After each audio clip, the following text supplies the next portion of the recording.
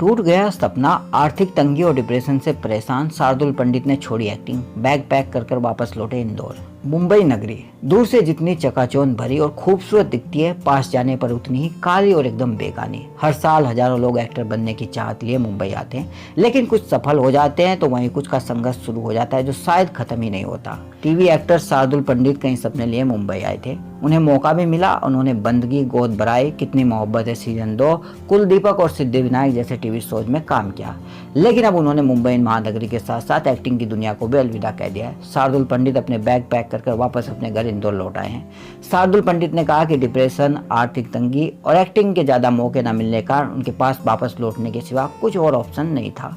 Bombay times के साथ बातचीत में शार्दुल पंडित ने अपने एक्टिंग के सफर और संघर्ष को याद करते हुए कहा, 2012 में यूएई में एक शानदार नौकरी के चक्कर में मैंने एक्टिंग छोड़ दी थी, लेकिन 3 साल बाद मैंने मुंबई वापस लौटने का फैसला किया क्योंकि मुझे कैमरे की याद सताने लगी थी। मैं वापस आ गया, कुलदीपक टीवी शो मिला, इसके अलावा मैंने बॉक्स क्रिकेट लीग भी होस्ट किया, लेकिन वो शो अचानक ही बंद कर दिया गया। मेरे पैसे भी अटक गए। कुछ प्रोजेक्ट्स को लेकर भी बात चल रही है पर बात नहीं बनी। पिछले साल शार्दुल कुणाल पंडित बीमार हो गए, इससे स्थिति और बिगड़ गई। उन्होंने कहा कि मेरे केस में तो 8 महीने का लॉकडाउन हो गया।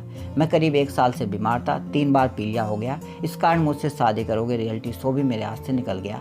लॉकडाउन से पहले मुझे एक वेब सीरीज का भी ऑफर मिला था, लेकिन उसका भी मुझे कोई आइडिया नहीं कि क्या हो रहा है। मुझे पहले से ही पैसों की दिक्कत हो रही थी। इन 3 महीनों में मेरी सेविंग भी खत्म हो गई। शार्दुल पंडित डिप्रेशन में चले गए। शार्दुल ने कहा कि बार बार रिजेक्ट किया जाना, असफल होना और लगातार बीमार रहने के कारण मैं डिप्रेशन में चला गया था।